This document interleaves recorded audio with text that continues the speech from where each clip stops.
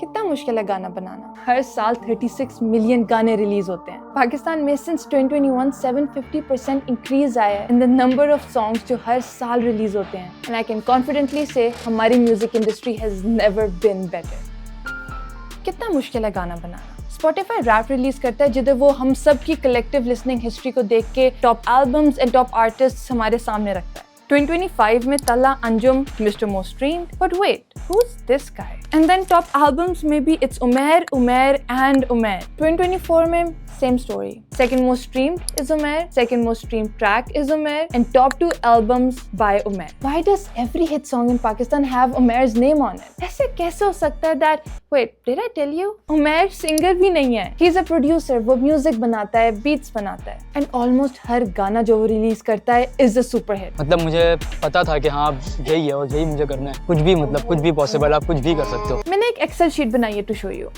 So 114 songs with all-time streams and daily average streams. Just to be clear, कुछ गाने इनमें से काफी न्यू हैं and they'll probably go to the top. जैसे 2 AM in London and बेवजह जो आजकल मेरा on repeat है। बेवजह क्यों बेवफा।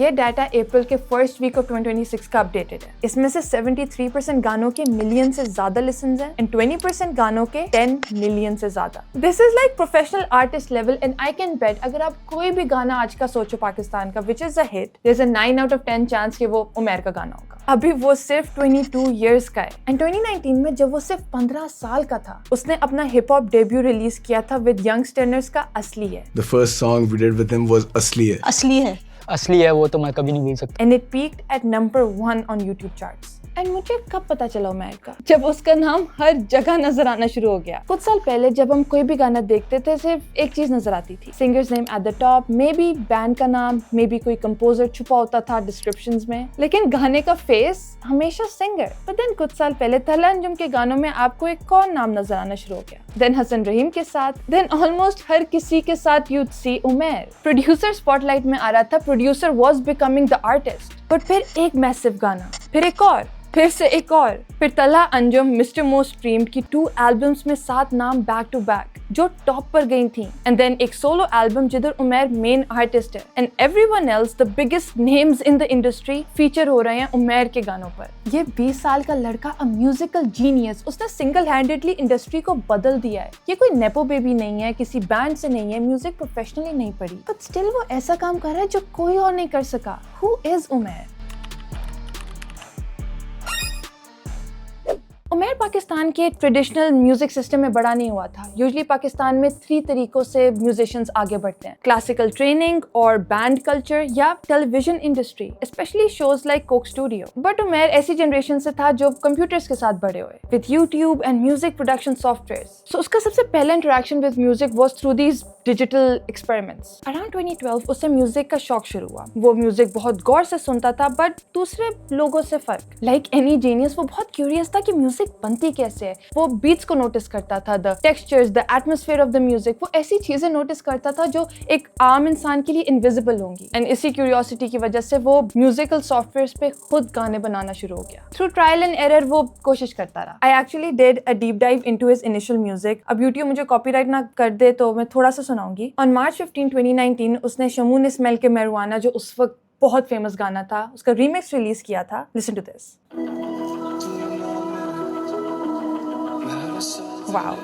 एंड इवन उसने पिक्चर को थोड़ा सा रीमिक्स किया विच इज सो क्रिएटिव। और भी बहुत सारे गाने that are amazing but stupid copyright ना होता तो मैं आपको सब सुनाती। या आई थिंक उमर का फर्स्ट ओजी गाना है, it says you'll never know me, we all know you dude। एक गाना है जिसके लिए मैं कॉपीराइट रिस्क करूंगी बिकॉज आई लव इट। सिर्फ 15,000 व्यूज, आई मीन बहुत अच्छा गाना है। सो बहुत अरसा वो बीट्स बनाता रहा एंड आई एम श्योर उसको पता था कि वो कितना टैलेंटेड है। बट ये जर्नी इतनी ईजी नहीं थी। बहुत से इंटरव्यूज में उसने अपने पर्सनल स्ट्रगल्स के बारे में बात की है कि his dad lost his job and Umar को सपोर्ट करना पड़ा फैमिली को अपनी म्यूजिक के साथ। सो ये सब, ऑल ऑफ दिस, ये कोई पैशन प्रोजेक्ट नहीं था, कोई हॉबी नहीं थी, it was a responsibility. But still in मुश्किल सर्कमस्टेंसेस के साथ भी यूजुअली लोगों का काम के साथ अपना रिलेशन बदल जाता है, बट ही केप्ट गोइंग। जब तक वो 15 साल का हुआ वो ऑलरेडी बहुत से डिफरेंट आर्टिस्ट के साथ साथ काम कर रहा था एंड इसी टाइम पर पाकिस्तानी हिप हॉप सीन भी बढ़ रहा था। यूट्यूब एंड स्पॉटिफाई जैसे प्लेटफॉर्म्स भी इंडिपेंडेंट आर्टिस्ट को खुद ऑडियंस तक पहुंचने दे रहे थे without having any traditional industry banking. And इसी टाइम पे उमैर दूसरे आर्टिस्ट को अपनी बीट्स बेचना शुरू हो गया एंड ऐसे ही एक बीट यंगस्टर्नर्स तक पहुंची। उस वक्त यंगस्टर्नर्स पीक पर थे बट फिर भी उन्होंने रिस्क लिया विद उमैर। उमैर ने खुद कहा इन एन इंटरव्यू कि 15 साल को ट्रस्ट करना with such serious production work was not a small decision, but इसी ट्रस्ट की वजह से उमैर की लाइफ चेंज। तला अंजुम ने बहुत जल्दी रियलाइज कर लिया कि Umair is crazy talented and वो उसका विजन समझता था। उनके गाने सुन के इट्स वेरी क्लियर कि उन दोनों की क्रिएटिविटी इन सिंक थी। जहां तला अंजुम लिरिक्स के थ्रू एक्सप्रेस करता था, Umair would back it up with beats. शुरू में यंगस्टर्नर्स के गानों में उमैर का नाम नहीं था बट फिर प्रोड्यूस्ड बाय उमैर लिखा आता था, देन जस्ट उमैर। मैं और आप कभी गानों की डिस्क्रिप्शंस तो नहीं पढ़ते बट गानों के टाइटल्स हम जरूर पढ़ते हैं। तो जब उमैर का नाम टाइटल्स में आना शुरू हो गया तो he got the very well deserved recognition. जब मैं उमैर एंड पूरी म्यूजिक इंडस्ट्री पे रिसर्च करी थी तो आई लर्न कि इलेक्ट्रॉनिक म्यूजिक जो बहुत से पॉप गानों में इस्तेमाल होता है एंड हिप हॉप म्यूजिक में बहुत फर्क है। बहुत प्रोड्यूसर्स इलेक्ट्रॉनिक म्यूजिक से शुरू होते हैं क्योंकि beats are the centre of the song, उसी पर सब बिल्ड होता है। बहुत से म्यूजिकल सॉफ्टवेयर्स हैं स्पेसिफिकली उसी काम के लिए एंड आप एक्सपेरिमेंटेशन कर सकते हो विदाउट हैविंग वोकल। ये जॉनरा फोकस्ड है on rhythm, atmosphere and groove. लेकिन हिप हॉप फर्क है, इसमें आपको जगह छोड़नी पड़ती है for rap, story telling, emotions. Beats important हैं लेकिन the performer compare to electronic music ज्यादा जरूरी है। तो अगर कोई भी हिप हॉप प्रोड्यूसर है तो वो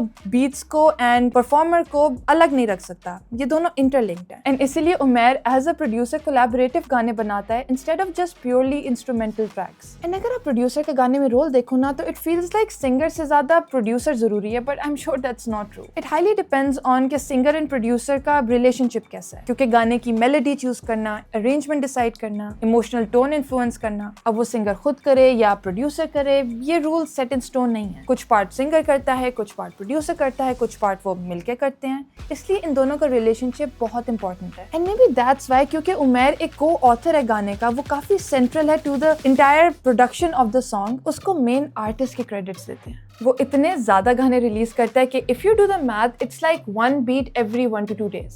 एंड फिर उसका नाम और बहुत बड़े आर्टिस्ट के साथ भी आता है, जैसे हसन रहीम का wishes, obvious, Radha, dude is everywhere. But उसका बिगेस्ट माइलस्टोन मेरी नजर में is Rockstar without a guitar, उसकी सोलो एल्बम है जिसमें मल्टीपल आर्टिस्ट ने मिलके गाने बनाए and it was number 1 top local album in 2024, जो for a producer is extraordinary. इसके नाम में ही सब पूरा मैसेज है कि आपको रॉकस्टार बनने के लिए गिटार की जरूरत नहीं है। एंड वो स्लो डाउन नहीं हो रहा, वो फ्यूचर कोलैबोरेशंस की बात कर रहा है with Travis Scott, Drake, J Cole, big names and वो उनके बारे में इस तरह बात करता है जैसे बस वक्त की देर है। ही इज श्योर कि ये होगा। उसने अभी से कुछ बीट्स रखी हुई है specially for Drake and he knows कि जब ये कोलैबोरेशन होगी it will be a hit. ये लेवल ऑफ कॉन्फिडेंस बहुत से लोगों के लिए एरोगेंस होगा, बट उमैर के पास पूरी हिस्ट्री है ऑफ ट्रैक रिकॉर्ड्स, पूरा ट्रैक रिकॉर्ड है, a record of tracks. I believe कि हर बच्चे को उमैर की स्टोरी देखनी चाहिए। ट्राई टू अंडरस्टैंड कि उमैर wasn't lucky, उसने खुद बहुत ज्यादा मेहनत की, उसने अपने स्किल्स डेवलप किए, उसने रिलेशनशिप्स खुद बनाए एक ऐसी इंडस्ट्री में जिसमें बैरियर्स ऑफ एंट्री बहुत ज्यादा हाई हैं एंड ही इज नंबर 1। मेरा बस सबके लिए यही है कि बस लगे रहो, रुकना नहीं है कभी भी, क्योंकि बहुत चीज़ें आती हैं, बहुत रुकावटें आती हैं, लोग